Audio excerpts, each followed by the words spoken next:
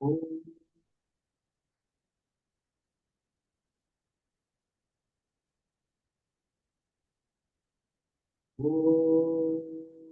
सहना सहनौ भुनक्तु सह वीर्यं करवावहै तेजस्विनापीतमस्तु मा विद्विषावहै।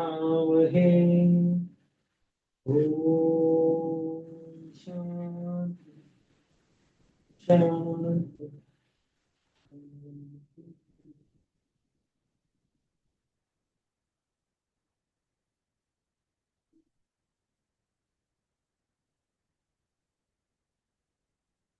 भगवद्गीतेचा 3 विभागामध्ये वर्गीकरण केलेले आहे. तत् त्वम असी. तत् ते ब्रह्म आणि त्वम तुमच्यामध्ये असलेलं आत्मतत्व आत्मा एकच आहे. हे दोन्ही वेगळे वेगळे नाही. अद्वैतवाद तत् आणि त्वम हे दोन द्वैत नाही, वेगळे वेगळे नाही, एकच आहे. शंकराचार्यांनी अद्वैतवाद प्रथम जगाच्या निदर्शनात आणला.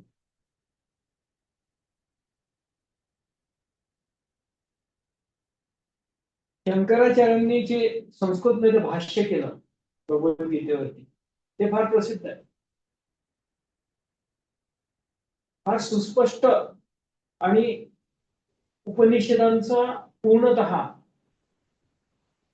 भगवद्गीतेला जो आधार आहे किंवा भगवद्गीतेतील श्लोक उपनिषदातील कोणत्या ना कोणत्या उपनिषदातील कोणत्या ना कोणत्या संदर्भित विभागातील आहे. त्याचा तो संदर्भ त्यांनी व्यवस्थित चांगल्या प्रकारे स्पष्ट केला. भगवद्गीता हे संपूर्ण वेदांताचं सार मानलं जातं. स्मृती श्रुती ब्रह्मसूत्र. श्रुती श्रवण करण्यासाठी, तुम्हाला ज्ञान प्राप्तीसाठी श्रवण करणं आवश्यक. स्मृती तुम्हाला लक्षात ठेवायची आहे, जाणायचे आहे. वेद वेदांचं ज्ञान उपनिषदांचं ज्ञान तुम्हाला शिकायचं आहे, जाणायचं आहे. आणि श्रुती ते त्यांचा जो सार आहे तो श्रुतीच्या स्वरूपात आहे. भगवद्गीता त्याला श्रुती म्हणतात.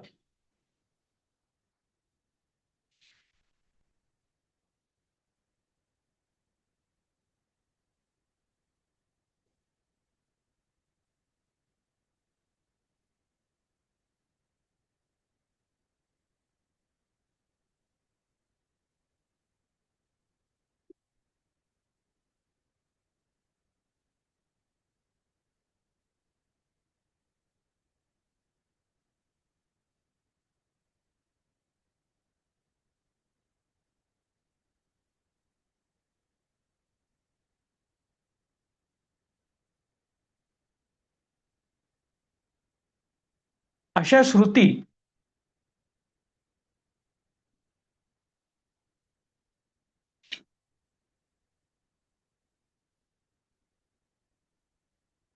आपल्याला ज्ञान प्रदान करतात आणि जे ज्ञान आपल्याला प्राप्त झालेलं आहे त्या ज्ञानाचा जगात उपयोग करण्यासाठी मदत करतात.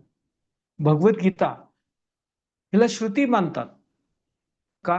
कारण ते श्रवण केल्याने ते तुमच्यामध्ये अंतर्भूत करून तुम्ही त्या ज्ञानाचा प्रत्यक्ष उपयोग केल्याने तुम्हाला अद्वैतवाद कळतो.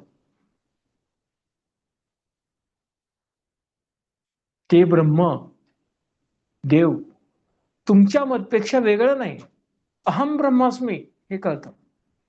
म्हणून याला उपदेश वाक्य म्हणतात. सर्वोच्च उपदेश कोणी कोणाला करू शकत असेल तर तत्त्वम असे. भगवद्गीता हा परिपूर्ण उपदेश आहे. भगवंतांनी स्वतः शिष्याला दिलेला उपदेश आहे. आणि शिष्य कोण? अर्जुन, त्याचा प्रिय मित्र. कौरव कोण? पांडव कोण? महाभारतातलं कौरव पांडवांचं युद्ध त्याच्यामधला भगवद्गीतेचा हा उपनिषदांचा साराचा एक महत्वाचा ज्ञानपूर्ण भाग आहे. हे ज्ञान भगवंतांना का द्यावं लागलं? महाभारतामध्ये युद्धामध्ये अर्जुन हा पांडवांचा सेनापती होता, पण ऐन युद्धाच्या क्षणी तो युद्ध लढायला नाही म्हटलं. का? त्याने शत्रू पक्षामध्ये आपले आप्तेष्ट पाहिले, आपले मित्र बघितले, आपले सवंगडी बघितले, नातेवाईक बघितले. ते शत्रू आहे की त्यांना आपण शत्रू म्हणू शकतो हे तो मान्य करायला तयार नव्हता. का? त्याच्या मनामध्ये त्यांच्याबद्दल असलेला प्रेमभाव, आदर सन्मान, आसक्ती, त्या आसक्तीमुळे तो ऐन युद्धाच्या क्षणी युद्ध लढायला नाही म्हणतो.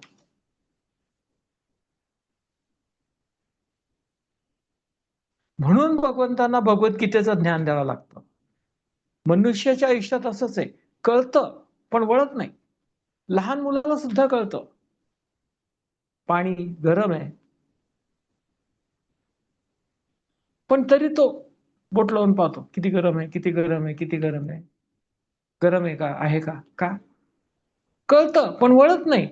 कळतं पाणी गरम आहे पण वळत नाही, हो खरोखर ते गरम आहे, आणि अकॉर्डिंगली तो ऍक्शन्स करत नाही. मनुष्य सुद्धा आयुष्यात बऱ्याच वेळा असंच करतं. त्याला सत्य कळतं पण वळत नाही. सत्याच्या मार्गावर तो मार्गक्रमण करू शकत नाही. त्याच्यासाठी भगवंतांनी भगवद्गीता दिली. भगवद्गीतेचं ज्ञान हे मनुष्याला प्रत्यक्ष आयुष्यात उपयोगात आणण्यासाठीचं ज्ञान आहे. हे ज्ञान आयुष्य जगण्याचं आहे. लहानपणी जर गुरुकुलामध्ये तुम्ही ते आत्मसात केलं असतं तर आज आयुष्य वेगळं असतं. पण त्या पद्धती आहेत कुठे? कालांतराने त्या पद्धती केल्यात. तर पूर्वीच्या काळात मनुष्याला हे ज्ञान लहानपणीच दिलं जायचं, जेणेकरून तो त्याच्या या ज्ञानाचा उपयोग करून जगामध्ये चांगलं आयुष्य जगू शकेल, परिपूर्ण मनुष्याचं आयुष्य जगू शकेल.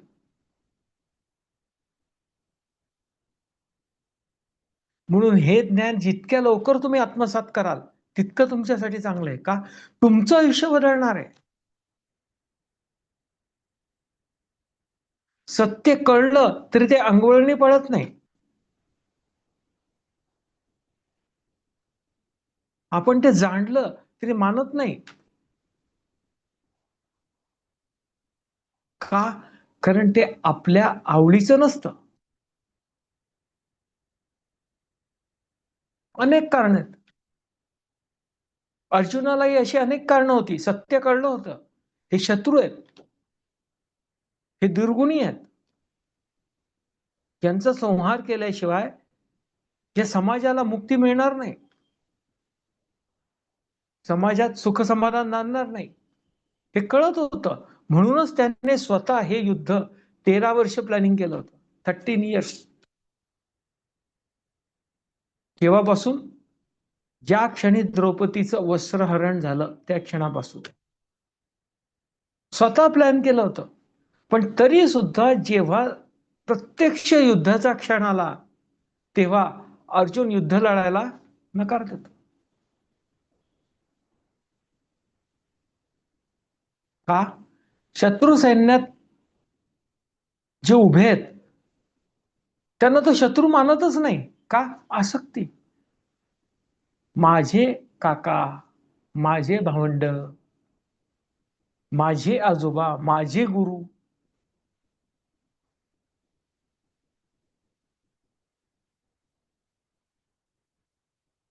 सो कॉल्ड रिलेशनशिप्स मध्ये गुंतो.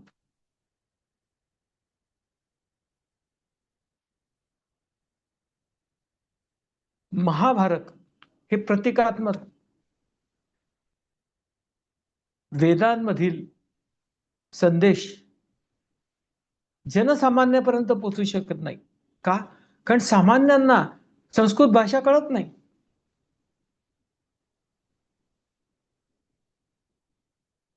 आणि उपनिषदांमधली भाषा, वेदांमधली भाषा ती फार क्रिप्टिक आहे, कठीण आहे. जिचं ज्ञान उपलब्ध नाही, ते ज्ञान प्राप्त करून तुम्ही शिकायला गेला तर म्हातारे व्हा. आणि मग केव्हा ते ज्ञान प्रत्यक्ष तुम्ही उपयोगात आणा आणि आयुष्य बदलवा.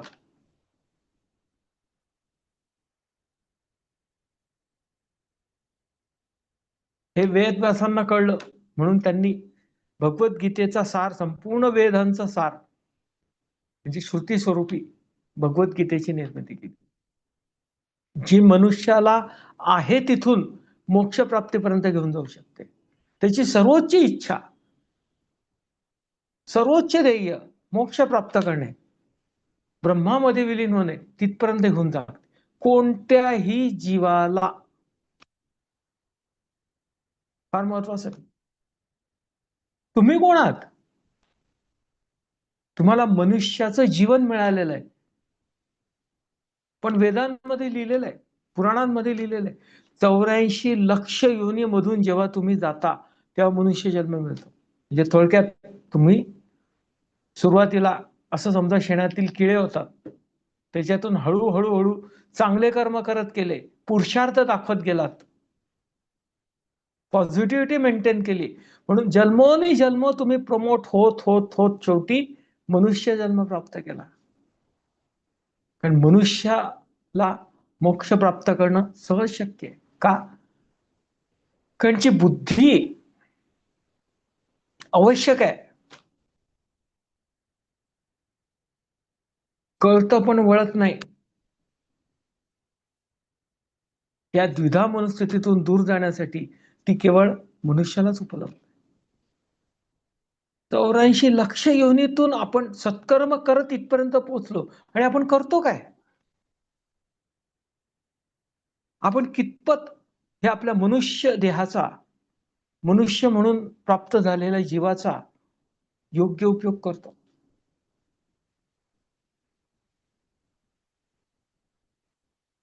कुठल्या तरी प्राण्यामधूनच सत्कर्मामुळे प्रमोट होऊन तुम्ही इथपर्यंत पोहोचला, परंतु तुम्ही काय करता? त्या प्राण्याप्रमाणे वागता, तुमच्या बुद्धीचा उपयोग करत नाही. काय उपयोग आहे तुमच्या या मनुष्य देहाचा? म्हणून जाणा तुमच्या वासना काय, तुम्ही कुठे आहात.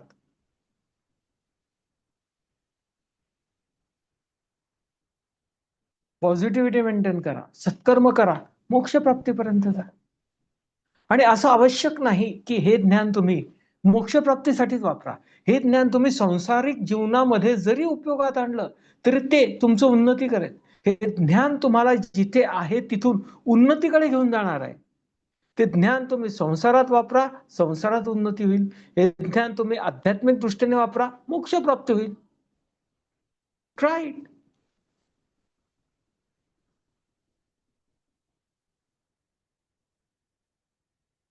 तुम्हाला काळजी करायचं कारण नाही, गुरुजी आता काय इतके दिवस झाले, आता हे ज्ञान काय, मला जायचे दिवस आले, काय उपयोग होणार आहे?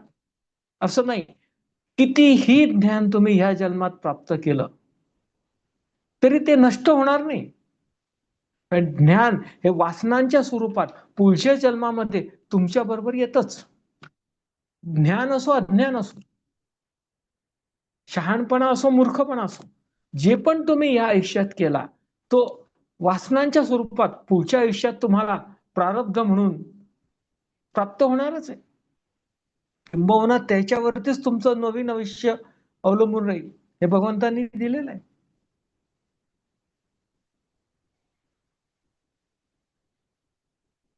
म्हणून गुरुजी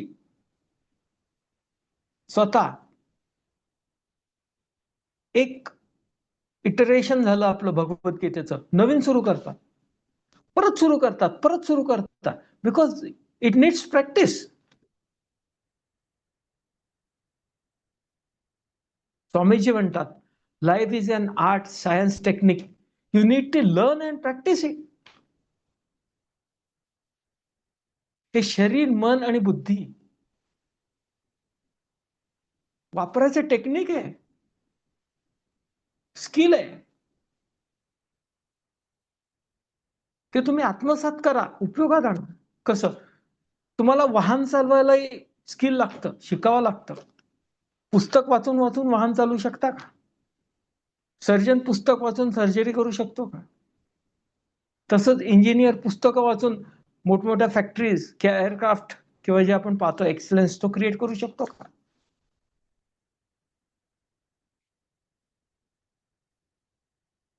तसंच ज्ञान प्राप्त करून तुम्ही आध्यात्मिक क्षेत्रात जरी उपयोगात आणायचं म्हटलं तर तुम्हाला शिकावं लागतं, प्रॅक्टिस करावं लागते.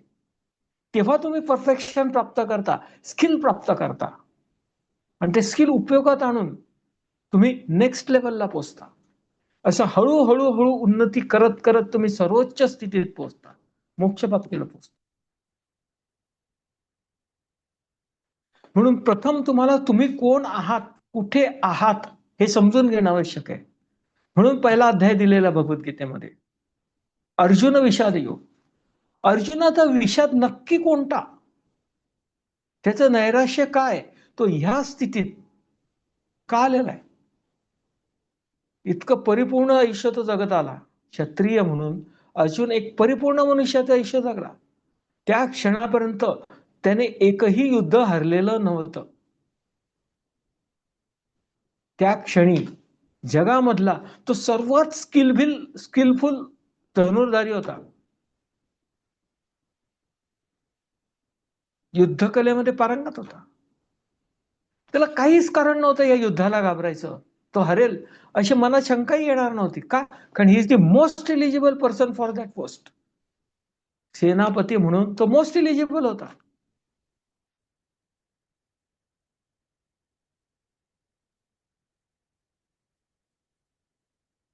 ज्याला भगवंतांनी धनुर्धारी म्हटलेलं आहे.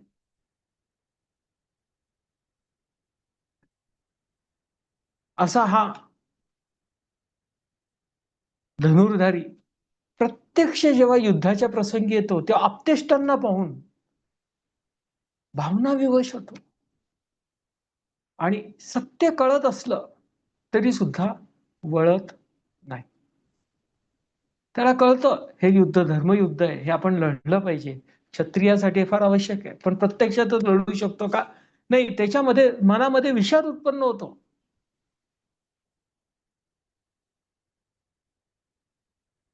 आणि तो लढू शकत नाही.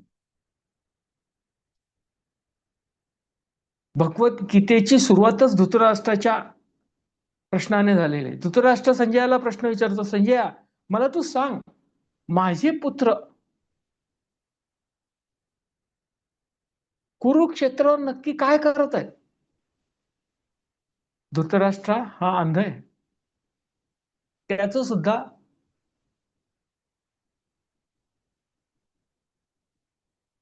एक अर्थ आहे, तात्विक अर्थ आपण म्हणू शकतो. सर्व शक्ती होतं, सर्व साम्राज्य होतं, पण अंध होता. का? स्वतःच्या वासनांनी. तो इतका वासनांमध्ये गुंफलेला होता, सत्य कळत जरी असलं तरी वळत नव्हतं. ज्ञान होतं सत्य कळण्याचं, पण आसक्तीमुळे माझा मुलगा, माझी मुलं, त्या आसक्तीपोटी त्याला कळत जरी असलं अरे आपले मुलं चुकीचं करतायत, हे राज्य पंडूराजाच्या आपल्या भावाच्या मुलाचं आहे, त्याचं त्यांना परत करायला पाहिजे, कळत असलं तरी तो काही वळत नव्हता. का? कारण त्याला मुलांच्या प्रती अत्यंत आसक्ती होती. तो कोणत्याच परिस्थितीत वळू शकत नव्हता. Is not ready to accept it. म्हणून त्याला अंध दाखवलेलं आहे. आणि संजय म्हणजे जगातील सत्प्रवृत्ती, जगातील निपक्षपात, ज्याला आज आपण जर्नलिस्ट म्हणतो. त्याचं काम काय? सत्य पोचवणं. त्याला दिव्य दृष्टी प्राप्ती होती. रणांगण दूर होतं, पण रणांगणात काय घडतंय हे त्याला इथे बसून दिसायचं. आणि ती शक्ती कशासाठी दिली होती? हस्तिनापूरचा राजा हस्तिनापूरच्या गादीसाठी जे युद्ध चालू होतं त्याच्यासाठी त्या राजाला कळालं पाहिजे काय होतंय. युद्धस्थळी, म्हणून त्याला ती शक्ती दिलेली होती. आणि त्याचं काम काय? टेलिकास्टिंग करावं आणि राजाला सांगावं.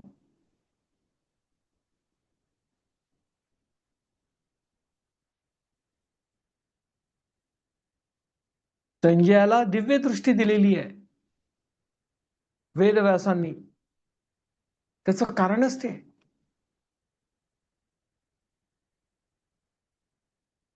भगवद्गीतेचं मूळ कुठून सुरू झालं याची एक पौराणिक कथा आहे. भगवंतांनी आयुष्य जगले, युधिष्ठिराला राज्याभिषेक करून राज्य दिलं आणि त्यांचं कार्य पूर्ण झालं त्या अवतारातलं, म्हणून ते निघाले वानप्रस्थाश्रमाकडे. तेव्हा राजदरबारातील ज्ञानी मंडळी म्हटली, भगवंता तुम्ही हे केलं, पण तुम्ही निघून गेल्यानंतर परत असं घडलं तर काय, कोण करेल? म्हणून तुम्ही असं काहीतरी डॉक्युमेंटेशन करा तुम्ही केलेल्या कृतीचं. तुम्ही हा जो प्रोजेक्ट एक्झिक्यूट केला, प्रोजेक्ट महाभारत, त्याचं डॉक्युमेंटेशन करा, म्हणजे जेणेकरून परत परिस्थिती आली तर नवीन जनरेशनला ते डॉक्युमेंटेशन रिफर करून फर्दर ऍक्शन घेता येईल. म्हणून भगवंतांनी स्वतः जो त्या अवतारामध्ये त्यांनी प्राप्त केलेला विजडम होता, जे संज्ञान होतं, अक्कल होती, हुशारी होती, ती भगवद्गीतेमध्ये दिलेली आहे. स्वतः भगवंत हे त्या ब्रह्माचे अवतार आहेत, म्हणून ब्रह्माने प्रत्यक्ष हे दिलेलं ज्ञान आहे. त्यामुळे आजही हजारो वर्ष होऊन गेली तरी सुद्धा हे ज्ञान कोणी जरी आत्मसात करायचा प्रयत्न केला तरी सुद्धा ते त्याला जसंच्या तसं लागू पडतं. जसं की त्याला वाटतं की अरे हे तर माझ्यासाठीच बनवलेलं आहे. भगवंतांना कसं कळलं की मी असा आहे? हे 701 श्लोक इतके परफेक्ट, त्याच्यामध्ये मनुष्याच्या प्रत्येक वृत्ती, प्रवृत्ती, विचारसरणी बरोबर ऍड्रेस केलेली आहे. असा प्रश्नच नाही मनुष्याच्या आयुष्यात की ज्याचं उत्तर त्याने हे ज्ञान ग्रहण करून प्राप्त केलं नाही. तुम्ही प्रयत्न केला तुम्हाला मिळेल.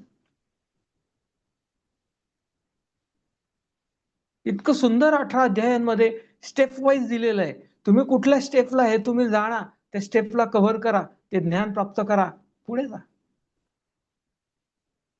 आणि असं नाही की एकाच आयुष्यात होणार आहे, हे कित्येक आयुष्य जाणार आहे, युगेन युगे जाणार आहे. कुठपर्यंत? जोपर्यंत तुमच्या सर्व वासना संपत नाही तोपर्यंत. म्हणून तुम्ही ओळखा तुमच्यामधील विषाद कोणता, तुम्ही कोण आहात, कसे आहात, हे प्रथम स्वतःला ओळखा. म्हणून पहिला अध्याय दिलाय अर्जुन विषाद योग. धृतराष्ट्राचा संजयाला प्रश्न, संजय मला सांग माझे पुत्र काय करतायत. तसंच तुम्ही जाणा. पहिल्यांदा तुम्ही जे हे काही वेगळे वेगळे प्रोजेक्ट सुरू केलेले आहेत, पुत्र म्हणा, घर म्हणा, बिझनेस म्हणा, जे काही सुरू केलेले आहेत त्यांची नक्की स्थिती काय, अंध होऊ नका. सत्य जाणा.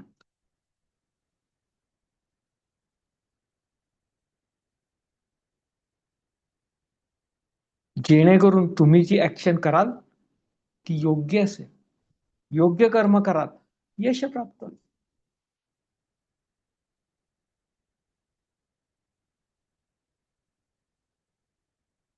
अशा प्रकारे पहिल्या श्लोकापासूनच भगवंतांनी शिकवण दिलेली आहे. Wake up and see what is happening. Try to find out truth. At least try. तुमच्या मनात इच्छा तर निर्माण व्हायला पाहिजे की सत्य काय आहे जाणायची. ती इच्छा भगवंतांनी पहिल्या श्लोकात व्यक्त केलेली. नंतर दुसरा विभाग आहे दुसऱ्या श्लोकापासून 11व्या श्लोकापर्यंतचा. त्याच्यामध्ये दुर्योधन भगवद्गीतेचं बॅकग्राऊंड समजून घ्या. महाभारत निर्णायक क्षण. महाभारत म्हणजे काय? कौरव पांडवातील युद्ध. एकाच कुळातील दोन भावंडांच्या मुलांमध्ये असलेलं युद्ध. कशासाठी? त्या राजगादीसाठी, त्या राज्यासाठी. एकच कुळ म्हणजे काय? मनुष्याचं मन. कौरव आणि पांडव. कौरव म्हणजे मनुष्यामधील वाईट प्रवृत्ती, पांडव म्हणजे मनुष्यातील चांगल्या प्रवृत्ती. चांगल्या प्रवृत्ती फार कमी असतात म्हणून पांडव 5च आहेत. वाईट प्रवृत्ती खूप असतात, 100, 101 कौरव आहेत.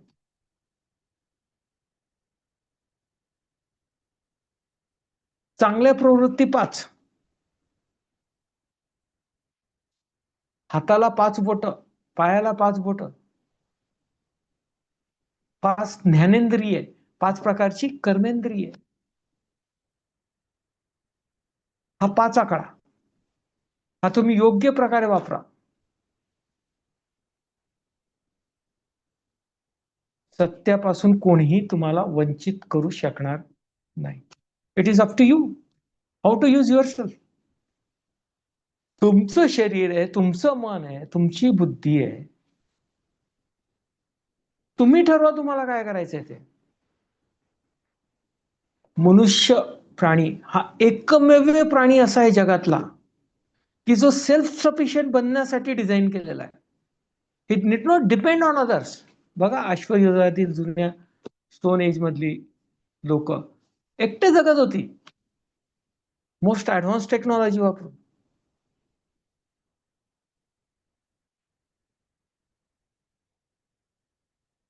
ज्याला आपण म्हणतो की फार मोठा शोध लावला, ते मेटलर्जी हजारो वर्षापूर्वी तुम्हाला आजही उत्खनन केलं आर्किओलॉजिस्टने तर तुम्हाला कळते.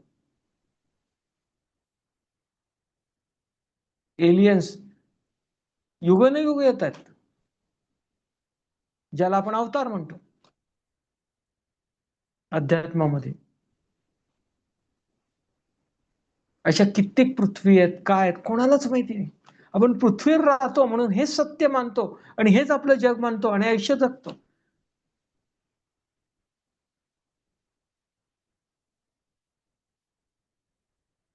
आपलं लाईफ हे लिमिटेड आहे. त्या लिमिटेड रिसोर्सेसनेच तुम्हाला सत्य जाणायचंय. पण तुमच्याकडे काय आहे आणि काय नाही हे जाणा. तुमचं नैराश्य कशामुळे, कशामुळे तुम्ही जगावरती नाराज आहात हे पहिल्यांदा ओळखा. What is a bottleneck in your life, identify it first. काहीतरी ध्येय ठरवा. कशासाठी मी आयुष्य जगू? आतापर्यंत जगला, इट्स ओके, समजू शकतो तुम्हाला माहिती नव्हतं पण आता तर कळलंय, ह्याच्या पुढे तर ठरवा. साधी गोष्ट आहे, फुटबॉल खेळता माहितच नसेल गोल पोस्ट कुठे तर कितीही खेळलं काय उपयोग होणार आहे? काय चान्सेस आहेत गोल होण्याचे? माहितच नाही कुठे फुटबॉल, फक्त खेळायचं. क्रिकेट खेळता काय करायचं? रन करायचं. कसे रन करायचे हे माहितच नसेल, कसं काय रन करा? तसंच तुम्हाला शरीर, मन आणि बुद्धी कशासाठी उपयोगात आणायचं हे माहितच नसेल, कसं उपयोगात आणा? You don't have got any target. काही ध्येय नाही तुमच्या आयुष्यात, कसं उपयोगात आणा?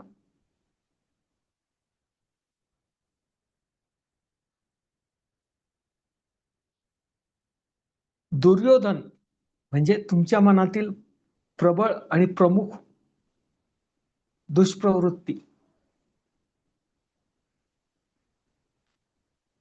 दुसऱ्या विभागात दुर्योधन फुशारकी मारत इनडायरेक्टली स्वतःला जास्त शहाण, कळतच नाही ना, कळतं पण वळत पूर्णतः निगेटिव्हिटी.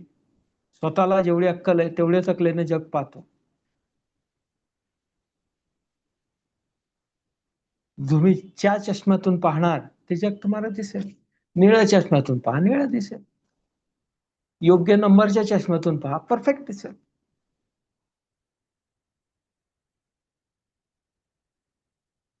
तुम्ही चष्मा कोणता लावलेला आहे, तुमची समज काय आहे जगाचे, त्याच्यावरती अवलंबून आहे तुम्ही जगाकडे कसं पाहता. दुर्योधन स्वतःला ग्रेट समजतो, तो स्वतःला राजा समजतो, म्हणून गुरु द्रोणाचार्यांकडे जातो आणि त्यांच्याशी डिस्कशन करतो हाऊ टू फाईट. सुरुवात आहे. दुर्गुण जरी असले तरी त्यांना स्वतःची शक्ती जाणून घ्यावीच लागते आणि चांगल्या गुणांवरती मात कशी करायची ह्याच्यासाठी प्लॅनिंग करावंच लागतं. म्हणून गुरुला, बुद्धीला कन्सल्टेशन करावंच लागतं.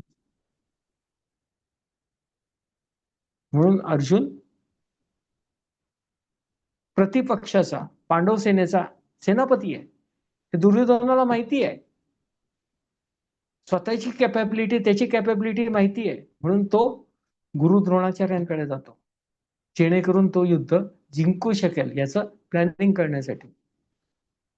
आणि स्वतःला ग्रेट समजतो. I am the great. अज्ञानात सुख आहे.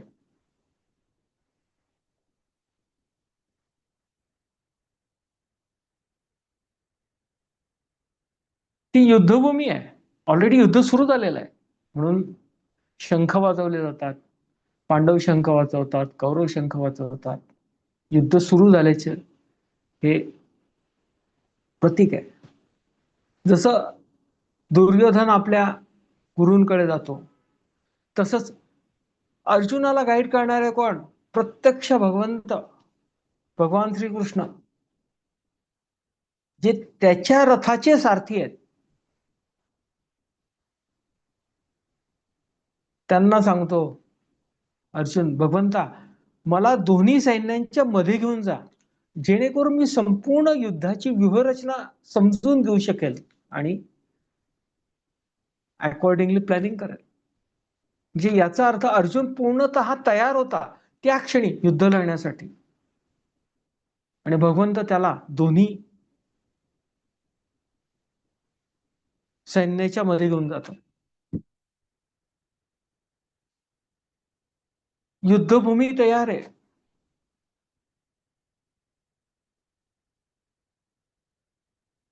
कौरव पांडव दोन्ही सेना एकमेकात फाईट करण्यासाठी रेडी आहेत.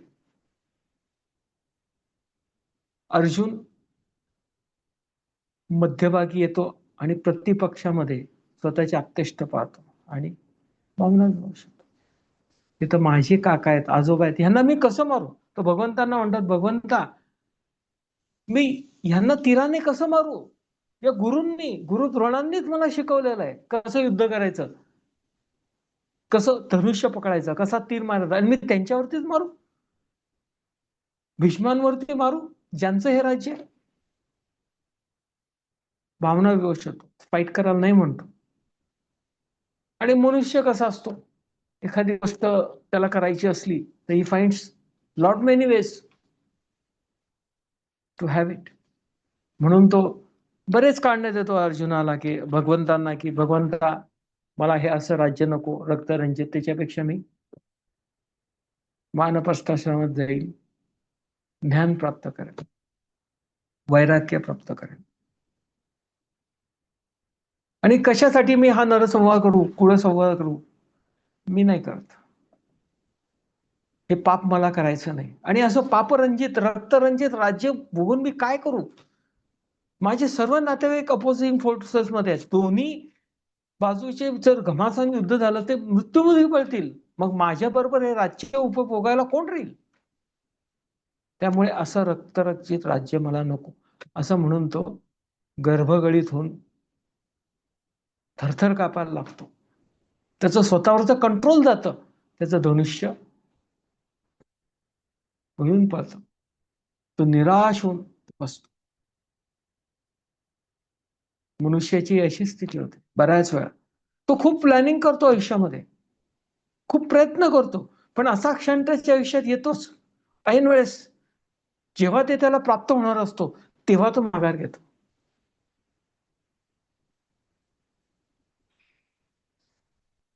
भावना विवश होतो.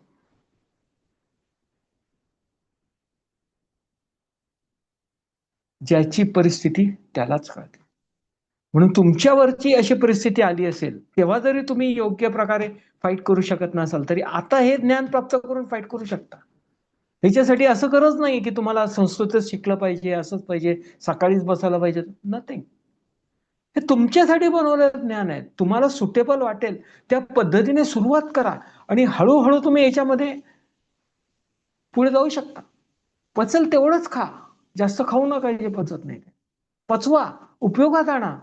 मग हळूहळू तुम्हाला काय जे तुमच्या समोर येईल, तुम्हाला वाटेल की हे माझ्यासाठी योग्य कर्म आहे, संसारिक का असो ना, हे ज्ञान उपयोगात आणायचा प्रयत्न करा.